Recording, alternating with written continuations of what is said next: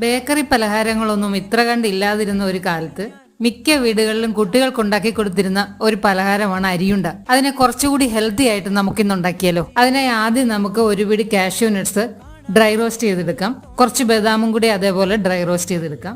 ഇനി നമുക്ക് ഒരു കപ്പ് മട്ട അരി നന്നായിട്ടൊന്ന് വറുത്തെടുക്കാം. നല്ല പൊരിഞ്ഞു വരുന്നവരെ വറുത്തെടുക്കാം. ഇനി മിക്സിയുടെ ജാറിലേക്ക് ഒരു പിടി റോസ്റ്റഡ് പീനട്ട്സും വറുത്ത് വെച്ചിരിക്കുന്ന കശുവണ്ടിയും ബദാമും കൂടി ഇട്ട് ഒന്ന് പൊടിച്ചെടുക്കാം. തണുത്തതിന് ശേഷം വറുത്ത് വെച്ചിരിക്കുന്ന അരിയും കൂടി പൊടിച്ചെടുക്കാം. ഇനി ഇതിലേക്ക് നമുക്ക് മധുരത്തിന് ആവശ്യമായ ശർക്കര ചേർത്ത് കൊടുക്കാം. ഞാനിവിടെ ഉപയോഗിക്കുന്നത് ഡബിൾ ഹോഴ്സിന്റെ ജാഗ്രി പൗഡറാണ്.